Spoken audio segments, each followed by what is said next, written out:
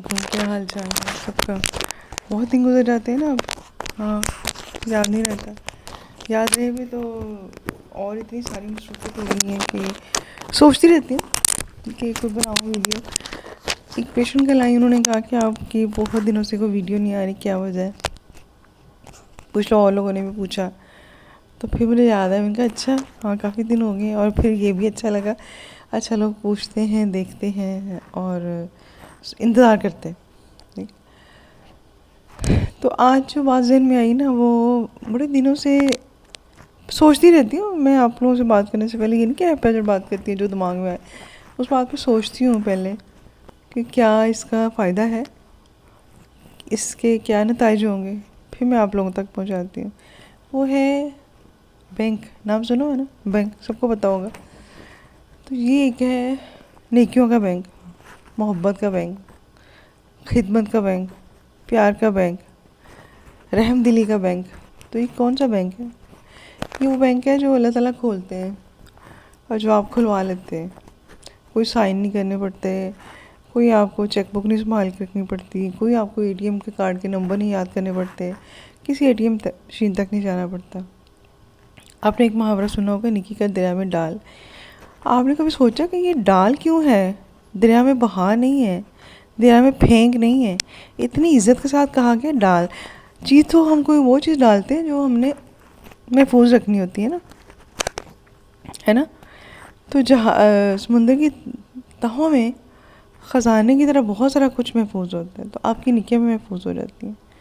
तो ये क्या है? ये वो बैंक है जिसका मैं जिक्र कर रही हूँ कि नेकी करके आप एक ऐसे बैंक में संभाल लेते हैं जो कभी ज़ाया नहीं होती, जो कभी वेस्ट नहीं होती, जो कभी नेचर उसको बुलाती नहीं है। ठीक है, आप भूल जाते हैं, नेचर नहीं बुलाती। और फिर मुझे ना बचपन की एक पढ़ी हुई याद आती है, कहानी थी गार का पत्थर। जो मेरी एज के लोग हैं ना, 40-50s में, उन्होंने उर्दू की किताबें पढ़ी होगी। गार का पत्थर, उसमें 3 मुसाफिर एक गार के अंदर फंस जाते हैं, उसके आगे एक पत्थर गिर जाता है आके। मैं मिसवाक करके मेरे मुँह में भी गुजर रहे हैं। तो वो ना सब दुआ करते हैं। उनमें से एक बंदा कहता है कि ऐसे करो, जो जो किसने नेकियां की ना ज़िंदगी में, उसको याद करके अल्लाह से रहम मांगो। एक बंदा दुआ करता है तो पत्थर थोड़ा सा हट जाता है, दूसरा दुआ करता है थोड़ा सा और हट जाता है, तीसरा दुआ करता है तो पत्थर इतना पीछे हट जाता है कि तीनों बाहर निकल आते हैं गार से ना। तो मतलब अपनी नेकियों का को अल्लाह को याद करा के, जैसे नहीं होता बंदा, बच्चे नाराज़ हो, माँ बाप बात ना माने तो बच्चे कहते हैं मामा मैंने आपको वो काम किया था ना, मैंने आपके लिए ये भी किया था, मैंने आपको चाय भी बना के दी थी, मैंने आपके साथ, बाबा मैंने आपको जो है ना वो काम किया था, मैंने आपकी बाइक भी धोई थी, मामा मैंने आपको सौदा भी ला के दिया था, पैसे भी नहीं रखे थे उसमें, पूरे ला के दे दिए थे। तो ये जो कुदरत है ना, जो रब है, वो कहता है ना कुरान में कि वो एक एक ज़र्रा, ठीक है, एक एक पार्टिकल, वो आपकी नेकी और बदी दोनों को कहीं भी गुमने नहीं देगा। तो उस बैंक में क्यों ना महफूज की जाए चीज़ें, किसी के साथ नेकी करें और महफूज कर दें, किसी को अच्छा मशवरा दें और महफूज कर लें, सेविंग हो जाएगी। किसी को कोई गिफ्ट दें और महफूज कर लें, किसी को दुआ दें और महफूज कर लें, किसी ने बुरा बोला उसको माफ़ कर दें, नेकी होगी, सेविंग में रख लें। बाकायदा माइंड में रखा करें, ये मेरे सेविंग अकाउंट में जमा हो गई अल्लाह मियाँ, मैं बवक्ते ज़रूरत निकलवाऊँगी, आपसे पूछूँगी इसके बारे में। किसी के साथ बेलौस प्यार करते हैं या किसी के साथ आपने बहुत प्यार किया, बहुत ख्याल रखा किसी दोस्त का, किसी रिश्तेदार का, लेकिन उसने जवाबन अच्छा नहीं किया, तो जो आपने किया ना वो अपने लव बैंक में जमा कर लें, जमा करवा दें, डिपॉज़िट करा दें। अल्लाह मियाँ के हाँ, कुदरत के हाँ जमा करा दें, भाई ये मेरा डिपॉज़िट रख लें।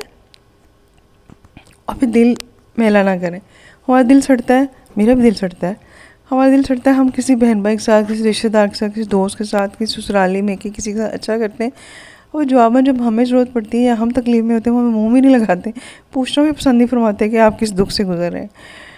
तो दिल बुरा होता है। उसको ये याद करें कि जो मैंने किया था, मैंने तो अपने नेकी वाले अकाउंट में जमा करा दिया, सेविंग अकाउंट में जमा करा दिया हुआ है। अब जो ये कर रहा है ना, तो ये तो उसकी मर्ज़ी है, उसको नहीं ज़रूरत होगी अपनी सेविंग अकाउंट में जमा कराने की, कुछ मेरी ज़रूरत ही मैं जमा करा दिया। तो रिवॉर्ड हम उस वक्त लेते हैं, मेरे बहन भाइयों, मेरे बच्चों, जो भी सुन रहे हो, रिवॉर्ड हम उस वक्त लेते हैं जब आप बिज़नेस करते हैं, जब आपने कुछ डिपॉजिट नहीं करना होता ना, कि भाई मैंने आपको 100 रुपया दिया तो आप मुझे इसकी किलो आलू दे दें। आलू भी आजकल तो बहुत महंगे हैं, 100 के भी नहीं मिलते। 250 रुपये किलो प्याज है, आलू मुझे लगता है 200 रुपये किलो आलू है। यही है, मुझे लगता है ये रेट है, क्योंकि मैंने 450 दिया था एक दिन। ड्राइवर ने जो मुझे सब्जियाँ ला के दी उसमें से 50 रुपये वापस बचे थे। अच्छा, तो जब हमने कुछ सेविंग नहीं ना करनी होती, फिर हम नकद मांगते हैं कि मैंने भाई आपको 1000 रुपया दिया था फलां बंदे को, तो आप मुझे इतने सौदे दे दें, ठीक है, ये मेरा सामान ला दें। मैंने फलां के साथ नेकी की थी, भाई इन रिटर्न तुम भी कर दो। मैंने तुम्हें सूट गिफ्ट किया था, मुझे भी सूट गिफ्ट कर दो। मैं तुम्हारे घर फल लेके आई हूँ, तुम भी मेरे घर आए हो, फल ले आना। मैंने तुम्हारी बर्थडे पे तुम्हें केक दिया है, तुम्हें 500 रुपया 1000 रुपया गिफ्ट किया है, अब तुम मेरे बच्चे के बर्थडे पे आओगे तो इतने ले आना, ये इससे ज़्यादा ले आना। जी क्या किया, ये तो हमने बिज़नेस कर लिया। तो कोई डिपॉजिट हुआ? फिक्स डिपॉजिट तो कुछ भी नहीं हुआ। नेकियों वाला अकाउंट तो खाली पड़ा रह गया ना, कमी हो गई। तो जब भी आप किसी के साथ नेकी करें ना, किसी की खिदमत करें, किसी के साथ कुछ भी अच्छा करें, तो माइंड में ना क्या कहते हैं, फुल एफर्ट के साथ ये लाया करें कि ये मेरा फिक्स डिपॉजिट है। मैं तो कुदरत के पास अपने रजिस्टर में जमा करा रही हूँ, मैं तो अपने बैंक में जमा करा रही हूँ, अब वक्त ज़रूरत मैं निकलवाऊँगी। और एक इंटरेस्टिंग बात बताऊँ, हमने किसी के साथ अच्छा किया होता है ना, तो ज़रूरी नहीं होता वो हमारे साथ अच्छा करे। मैं कुछ बहुत अच्छी अच्छी बातें आज शेयर करूँगी जो मुझे बहुत पिछले दिनों मैंने ऑब्जर्व किया, तो मुझे बड़ा मज़ा आया। अल्लाह ताला किसी और को भेज देता है, उन नेकियों के बदले में अल्लाह ताला किसी और को भेज देता है आपको फ़ायदा देने के लिए। मेरी वालदा का, मैंने पिछली वीडियो में बताया था कि मेरी वालदा का ऑपरेशन हुआ, वो गिर गई थी तो उनकी फ्रैक्चर हो गया था। अब बिलीव मी, डे 1 से लेके जितने दिन हॉस्पिटल रही, बाद में ऐसे ऐसे वाक़यात हुए जिनको मैं मोजज़त कहती हूँ। और ये मेरी माँ के ना लव बैंक है, मेरी माँ ने जो नेकियां जमा कराई हुई थी ना अपने लव बैंक में, ये वही उन्हीं का रिवॉर्ड मिलता रहा। ब्लड एंड नहीं हो रहा था, डॉक्टर ने कहा, मतलब मैं कहती हूँ मुझे इतना प्यार आता है वो डॉक्टर का नाम याद करते हुए ना, डॉक्टर अब्दुल रहमान, ऑर्थो के मुजाहिद हॉस्पिटल में।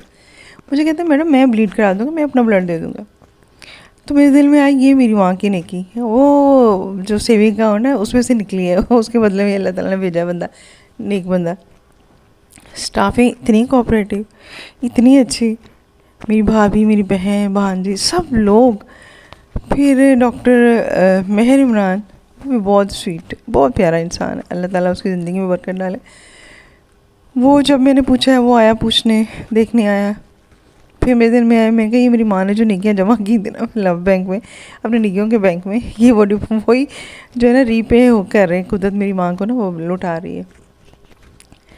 फिर पट्टी खुलवानी थी, तब भी डॉक्टर साहब बड़े प्यार मोहब्बत से खुद पट्टी की, एक और नेकी, ठीक है। इसी तरह अब कुछ बातें भूल गई हैं, जहन से निकल गई हैं। हाँ, व्हील चेयर जब मैं लेने की, तो व्हील चेयर, अब हमें मसला ये था कि एक व्हील चेयर चाहिए थी हमें उनको मूव कराने के लिए, एक व्हील चेयर मतलब एक हमें चाहिए था कि उनको टॉयलेट तक ले जाने के लिए। क्या करें, मैं वहाँ गई तो वो मैंने ज़िंदगी में पहली दफ़ा देखी वो वाली ना व्हील चेयर, जिसके साथ ही कमोड का सिस्टम अटैच है, वो उतारा भी जा सकता है, व्हील चेयर साफ़ सुथरी, आप उसको रूटीन में यूज़ भी कर सकते हैं। वो ये नहीं लगता कि कमोड चेयर, वो भी एक और कोई अल्लाह अम्मी के फिक्स डिपॉजिट में से वो नेकी सामने आ गई। मतलब इतना कुछ हुआ, आईसीयू से बाहर आ गई ठीक ठाक, अगेन डिपॉजिट काम आया। तो ये वो डिपॉजिट, और मेरी अम्मी जो है ना उस हालत में पता है क्या बात याद करी थी, वो ऑक्सीजन सैचुरेशन कम हुई तो थोड़ी कंफ्यूज माइंड में थी, स्टेट में थी। और उस स्टेट में उनको एक ही बात याद आ रही थी कि मैंने बहुत बच्चों को कुरान पढ़ाया। बार बार ये कह रही थी, मैंने इतने लोगों को कुरान पढ़ाया, इतने लोगों को कुरान पढ़ाया, जो डॉक्टर आता था, जो स्टाफ आती थी, वो एक ही बात बोलनी थी, मैंने फ़लाने को कुरान पढ़ाया, मैंने फ़लाने को कुरान पढ़ाया। तो वो औरतों को पढ़ाया और आगे से उनकी बच्चियों को भी पढ़ाया, उनकी बेटियों को भी पढ़ाया, इवन छोटे लड़के भी पढ़ने आते थे। एक बच्चे को तो मुझे भी याद, मैं नाम अब भूल गया, अम्मी ने मुझे कहा कि तुम इसको पढ़ा दिया करो, तो मैंने इसको कुरान पढ़ाया। तो मेरी माँ की वो जो नेकियां है ना, मतलब उन लोगों ने तो नहीं दी ना जो जिनके साथ की, लेकिन देखो वो डिपॉजिट हो गई, अब वो यूँ कैश हुई, ठीक है, कुदरत ने उनको रीपे किया। तो जब भी आप भी कुछ अच्छा करें ना, तो ये मत सोचा करें मुझे फ़ौरन सिला मिल जाए, वो बिज़नेस हो जाता है यार, वो तो फिर आपने गिव एंड टेक हो गया ना, फिर आपके लिए फ़िक्स डिपॉजिट में कुछ नहीं बचेगा। तो आज से अपना खिदमत बैंक, अपना लव बैंक, अपना नेकी बैंक, सारे बैंक अपने खोल लें, कुदरत के साथ खोल लें, ठीक है। तो यकीन करें कि ज़िंदगी हसीन है, ज़िंदगी गुलजार है। छोटी छोटी बातें हैं। मैंने पिछले दिनों क्या सोचा, मैंने जो सोचा वो वैसे ही होता चला गया ना। और मुझे बाद में एहसास हुआ, मैंने कहा हम इतने ना शुक्र हैं, मतलब जो आप अल्लाह से फुल कंसंट्रेशन के साथ। अच्छा, दुआ मांगने के लिए एक चीज़ बहुत ज़रूरी है, बिलीफ। और दूसरी बात वो एक फीलिंग कि मुझे मिल गया है, मेरे साथ ये अच्छा वाक़या हो गया है। एक तो यकीन, दूसरा फिर वो फीलिंग। दुआ मांगते हुए वो फील करें कि yes I have achieve that, मुझे वो खुशी मिल गई है, जो मैं चाहती थी वो हो गया है। ये बात। और दूसरा ये कि जब आप दुआ मांग रहे हो या कुछ अल्लाह से मुतालबा कर रहे हो, अल्लाह के साथ गुफ्तगू बातें कर रहे हो अपने रब के साथ, तो उस वक्त ना फुल कंसंट्रेशन के साथ किया करें, फोकस होकर कोशिश करें, जितना मैक्सिमम फोकस होकर कर सकें, फुल कॉन्सेंट्रेट 1 to 1। कोई उसमें तीसरा ना हो, सिर्फ आप हो और आपका अल्लाह। और आप जो मांगेंगे आपको मिलता चला जाएगा, यकीन करें आपको मिलता चला जाएगा। ठीक है, छोटी से छोटी बात। और मैं बड़ी हैरान होती हूँ, इतनी एग्जांपल्स हैं कि समझ नहीं आती, कि फिर बंदा कहता है, अगला दूसरा बंदा समझ पता है बड़ी शौकियाँ मारी है। अब ये शौकियाँ तो बनती हैं, जब आप अल्लाह से कुछ मांगे वो आपको दे दे, तो शौकियाँ तो बनती हैं ना मारने की। तो आप भी ज़रूर शौकियाँ मारें, लेकिन इस तरह से ना मारें कि इंसान को, दूसरे को लगे कि अच्छा ये अपने आप को बहुत नेक साबित कर रहा है। नहीं, आप इस तरह से शौकियाँ मारें कि अल्लाह के एहसानात याद कराने के लिए, कि अल्लाह बहुत आसान करने वाला है। लेकिन एक दफ़ा फुल कंसंट्रेशन के साथ और सब्र के साथ मांग के देखें। बहुत अजीब किस्म के हालात हुए। सितंबर से स्टार्ट हुए, सितंबर से 7 अक्टूबर तक चले। उसमें एक ही दुआ की, रब्बाना ज़लमना अनफुसना व इल्लम तग़फिर लना व तरहमना लनकूनन्ना मिनल ख़ासिरीन। मेरे अल्लाह, कुछ गलतियाँ कोताहियाँ बहुत सारी हो गई हैं, तो अब आपसे तौबा कर रहे हैं, तो प्लीज़ सॉरी एक्सेप्ट कर लें, और प्लीज़ अपना आसानियाँ फरमा दें। अब मुश्किलें बहुत हो गई हैं ना, बहुत ज़्यादा थक गई हूँ मैं, एग्जॉस्ट हो गई हूँ। उसका फिर आसानियों का सिलसिला शुरू हो गया, और आसानियाँ ही आसानियाँ। हर तरफ से अल्लाह ताला ने रहमतें खोल दी, हर तरफ से खोल दी। तो जब भी कोई मुश्किल आए ना, तो सबसे पहले तो जो मैं हमेशा कहती हूँ, रुकें और रिव्यू करें। बट ऐसे वजह बोला मैंने, रिव्यू क्यों नहीं, सोचें हमने कहाँ गलती की। पहली बात, अगर नहीं भी गलती याद आई कोई बात नहीं, फिर भी सॉरी कर लें अल्लाह मियाँ से, और उसके बाद दुआ का आगाज़ करें। और फिर सलूशन फोकस अप्रोच रखें अपनी, कि इस मसले को हल कैसे करना है, इसका क्या सलूशन है, बजाय ये कि अच्छा अब हो गया। अब बैठ के रोने धोने से मसले तो नहीं हल होंगे ना, हमेशा उसका सलूशन सोचा करें। जो भी ज़िंदगी मसला है, अब ये हांडी भी जल गई है तो रोना नहीं, हांडी जल गई तो उसका सलूशन सोचे, दूध उबल गया तो सलूशन सोचे, बच्चा खुदा ना खास्ता बीमार है, हल सोचें, प्रैक्टिकल सलूशन सोचें क्या करना है। बच्चे के नंबर कम आ गए, सलूशन सोचें, डांटे मत, खुद भी सड़े कुड़े मत। कुछ भी ज़िंदगी में हो गया तो परेशान मत हो। मैं एक पेशेंट कल एडमिट करके मुजाहिद हॉस्पिटल में, और मैं पूरी रात उसके लिए सोचती रही, रास्ते सोचती रही, ताकि नींद में थी, दरमियान में आँख खुलती या शायद ख्वाब में देखती रही, मैं उस पेशेंट, उसकी वालदा के लिए ना सॉल्यूशंस मेरे माइंड में सोचती रही कि अच्छा क्या सॉल्यूशंस हों कि इनके जो है ना प्रॉब्लम सॉल्व हो जाए, किस तरह से मसले हल हो जाए। तो और एक और बात, इंटरेस्टिंग बात शेयर करनी, मेरे पास जितने पेशेंट आते हैं मेजॉरिटी आके खुद बताती है, या कभी सालों बाद आ जाए, 10 सालों बाद, 20 सालों बाद आ जाते हैं, 20 नहीं 18 साल, क्योंकि 20 साल तो मुझे साइकियाट्री में हुआ है। ठीक है, तो वो आके कहते हैं कि हम बेहतर हैं, अल्लाह का शुक्र हम बेहतर होंगे। कई दफ़ा पेशेंट बहुत साल नहीं आता तो बंदा थोड़ा शर्मिंदा से होता है अंदर से, नहीं वो सही नहीं हुआ होगा इसलिए डॉक्टर बदल गया, चले गए, ये हुआ। लेकिन जब वो काफ़ी सालों बाद आते हैं, वो कहते हैं हम इसलिए नहीं आए थे, हम ठीक थे, तो बहुत खुशी होती है। अच्छा, उस चीज़ पर फिर मैंने फोकस किया कि क्या वजह है। दवाइयाँ तो वही देती हूँ मैं भी, जो दोस्ती हूँ, कोई मैं एक्स्ट्रा ऑर्डिनरी डॉक्टर नहीं है कि मैं कहूँगी अच्छा भाई मेरे पास आओगे तो ठीक हो जाओगे, किसी और के पास जाओगे तो नहीं ठीक होगे, या वो दवाई मैं लूँगी तो ठीक हो जाओगे। ऐसी कोई बात नहीं, मेरे हाथ में कोई मैजिक नहीं है, कुछ नहीं ऐसा। जिस चीज़ में मैंने गौर किया वो ये है कि लॉ ऑफ अट्रैक्शन ये कहता है कि जो आप सोचते हैं वैसा होता है। मैं अपने मरीज़ के लिए हमेशा ये सोचती हूँ ये ठीक हो जाएगा।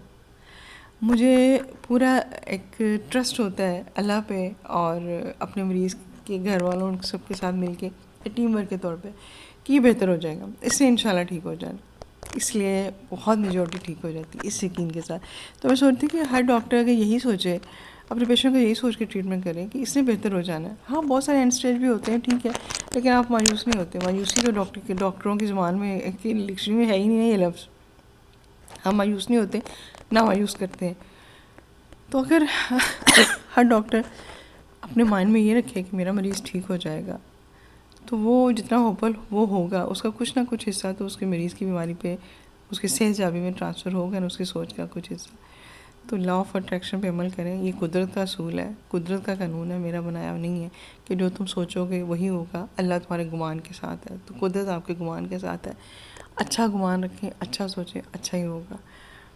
और जब आप मुझे याद कराते रहा करें, आप लोग आते हैं ना, जब मेरे प्यारे पेशेंट्स जो सारे मुझे बहुत प्यारे लगते हैं, आते हैं जब याद करते हैं कि अच्छा बड़े दिनों से आपकी वीडियो नहीं आई, हम इंतज़ार कर रहे थे, खैरियत है, क्या हुआ। फिर मुझे याद रहता है, अच्छा हाँ अब मैं कोई टॉपिक सोचूंगी उस पर बनाऊँगी।